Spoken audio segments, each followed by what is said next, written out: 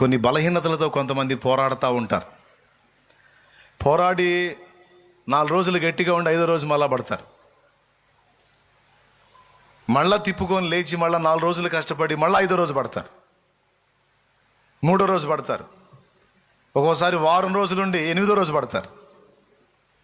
పడి లేచి పడి లేచి పడి లేచి పడి లేచి చివరికి నిరాశ వచ్చింది.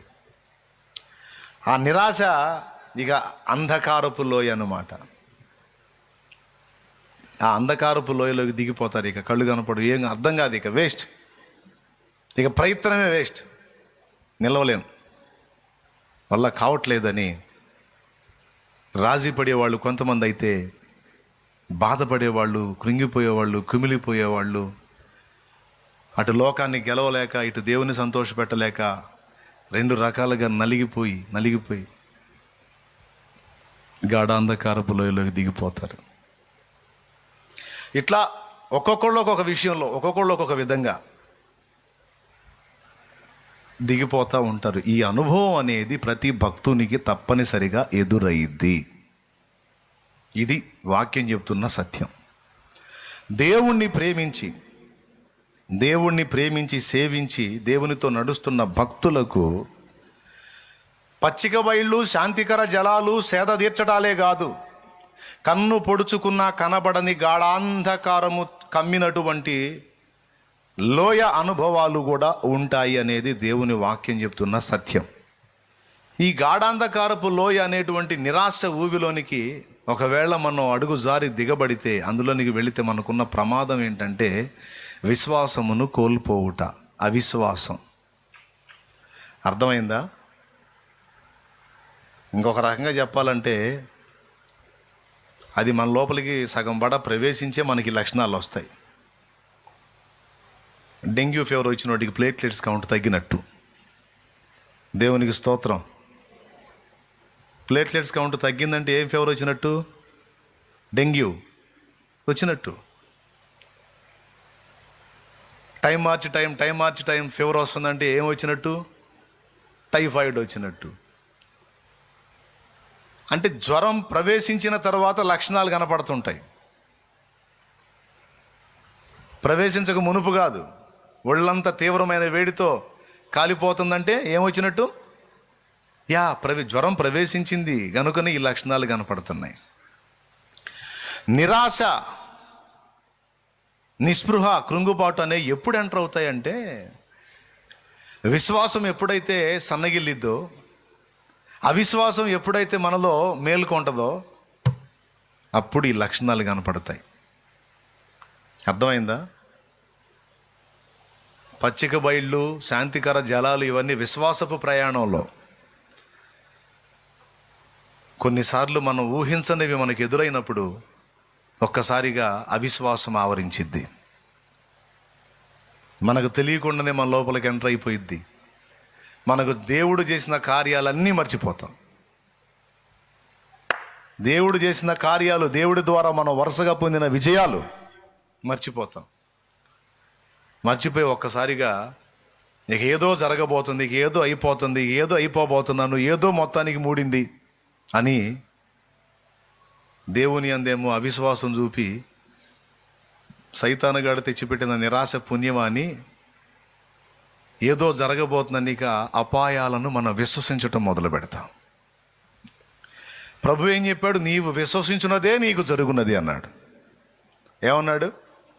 నీవు విశ్వసించున్నదే నీకు జరిగేది, ఇంకొకటి జరగదు. నీ నమ్మిక చొప్పున నీకు కలుగును. నీ విశ్వాసమే నిన్ను స్వస్థపరిచింది. నీవు అనుకున్నట్టే నీకు అగునుగాక, నీవు కోరినట్టే నీకు జరుగునుగాక. ప్రైజ్ ది లార్డ్, హల్లెలూయా. ఇక్కడ మరి ఈ అపాయం ఉంది మనకి. నిరాశలోకి వెళ్ళిపోతే ఏముందిలే అబ్బా బయటికి రావచ్చు అనిపిస్తుంది కదా మీకు. నిరాశలోనికి దిగిపోతే ఏముందిలే అబ్బా ఒకరోజు బాధపడతాం మళ్ళీ బయటకు వస్తాం కదా అనిపిస్తుంది కదా మీకు. ఆ ఒక్క రోజులోనే జరగాల్సిన నష్టం జరిగిపోయిద్ది. దానికి తావు ఇవ్వకూడదు అని నేను అంటాను. అయినా సరే అది వచ్చింది. ఇప్పుడు ఆల్రెడీ కొంతమందికి ఉంది. దాని ఎఫెక్టే కొన్ని ప్రతికూలమైన పరిస్థితులు ఇప్పటికీ ఎదుర్కొంటున్నారు కొంతమంది. ఎందుకో తెలుసా? ఆల్రెడీ విశ్వాసం బలహీనపడింది, అవిశ్వాసం కొంత ప్రవేశించింది, అందుకే నిరుత్సాహం, నిరాశ వచ్చింది. అదే విశ్వాసం దృఢంగా ఉందనుకో, విశ్వాసం అనే డాలు నీ చేతిలో ఉందనుకో, అపవాది వేసే అవిశ్వాసపు బాణాలు నీ గుచ్చుకో. డాలు ఉండి కూడా ఏమరపాటుగా ఉన్నావు అనుకో, వాడు వేస్తాడు, అది గుచ్చుకుంటుంది. అవిశ్వాసపు బాణం వేస్తాడు, గుచ్చుకుంటుంది. అది గుచ్చుకున్నప్పుడు ఇలాంటి లక్షణాలు వస్తాయి. అవిశ్వాసపు బాణం గుచ్చుకున్నప్పుడు వచ్చే లక్షణాలే గాఢాంధకారలోయకు దిగిపోయిన అనుభవాలు, నిరాశ, నిస్పృహలు. ఏమన్నా అర్థమవుతుందా? నిజం చెప్పండి, ఎంతమందికి అర్థమవుతుంది? ఆ బాణం తగిలినప్పుడే ఈ లక్షణాలు కనపడతాయి. ఏ లక్షణాలు కనపడతాయి? ఒళ్ళంతా వేడెక్కిందంటే ఏం ప్రవేశించింది? అది నిరాశ, నిరుత్సాహం, కృంగుపాటు వచ్చినాయి అంటే ఏం గుచ్చుకుంది? వాడు వదిలిన అద్ది. వాడు నిరంతరం దాడి చేస్తాడు, బాణాలతోనే దాడి చేస్తాడండి. వాడు గాలాలకి చిక్కించుకోవడానికి ఎప్పుడు ప్రయత్నం చేస్తాడండి. మనకు ఒక శత్రువు ఉన్నాడండి. దేవుడే చెప్పాడండి, మీ శత్రువు, మీ విరోధి ఒకడున్నాడు అని. శత్రువు లేడని కలలుగనవాకండి, శత్రువు లేడని నిద్రపోవాకండి. అపజయముల మధ్య వెనుకంజ వేయకుమా, పోరాడుచున్నది అంధకార శక్తులతో. అపజయముల మధ్య వెనుకంజ వేయకుమా, పోరాడుచున్నది అంధకార శక్తులతో.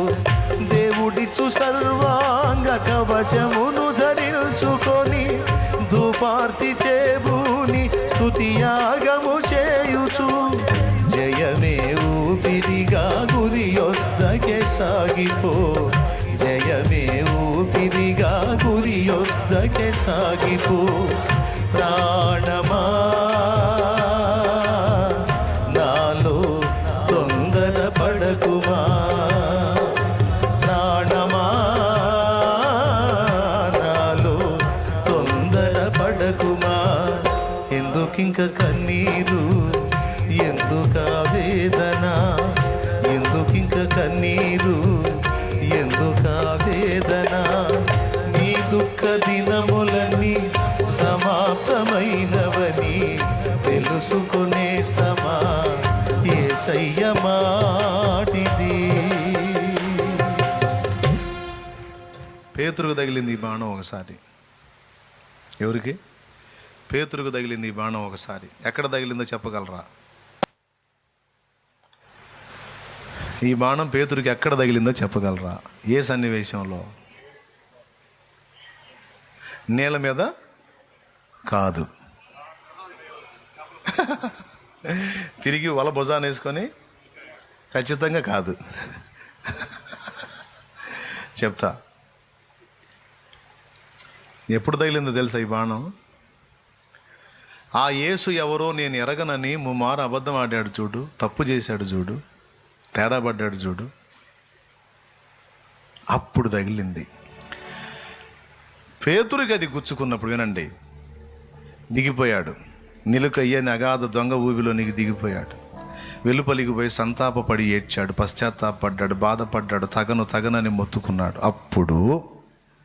అప్పుడు ప్రభు జోక్యం చేసుకున్నాడు. ఆ ఒక్క అవకాశం కోసం అడిగాడు. నేను నీ నమ్మిక తప్పిపోకుండాన్నట్లు నీ కొరకు వేడుకుంటుని. అక్కడ యేసయ్య తన చూపు ద్వారా మాట్లాడుతున్నాడు. ఏమన్నా తెలుసా?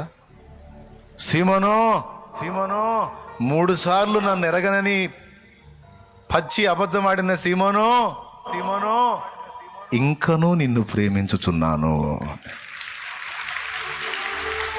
కొట్టవాయా, గట్టి కొట్టవాయా, గట్టి కొట్టవాయా, గట్టి కొట్టు. ఇంకనూ నిన్ను ప్రేమించుచున్నాను, ఇంకనూ నిన్ను విడిచిపెట్టు. నీ పరిస్థితిని నేను అర్థం చేసుకున్నాను. తేడా పడ్డావులే. అసలు నువ్వు వచ్చింది ఎందుకో నాకు తెలుసు, నా కోసమేగా, నాకేమైద్దో చూడాలనేగా నా కుమారుడా వచ్చింది, నాకు తెలుసులే. అప్పుడున్న పరిస్థితుల్లో అట్లాగా నువ్వు బలహీనపడ్డావు, అర్థం చేసుకున్నా. నేను చెప్పింది చూసావా ఎట్ట జరిగిందో అని కాదు చూసింది, నీ స్థితిని, నీ బలహీన ఘడియని, ఆ బలహీన స్థితిని నేను ఎరిగే ఉన్నాను. ఆయనను నేను నిన్ను ప్రేమించుచున్నాను. గుండె బద్దలైపోయింది. అందుకు పోయాడు వెలుపలికి. నేను పనికిరాను, తగను, నన్ను ప్రేమిస్తున్నావా? నన్ను ప్రేమిస్తున్నావా? ఎందుకయ్యా, ఎందుకు? ఏమన్నది?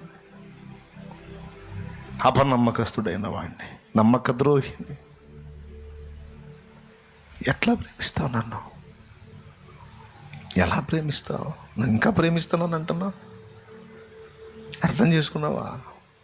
అద్దుగో అద్దుగో అద్దుగో అద్దుగో అద్దుగో అద్దుగో.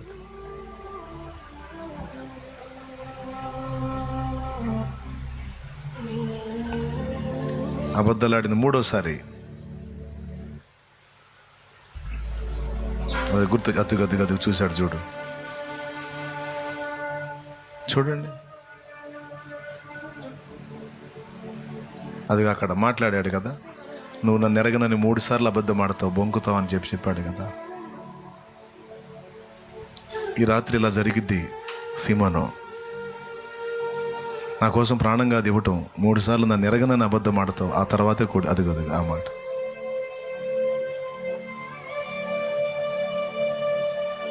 గుండె బద్దలైపోయింది.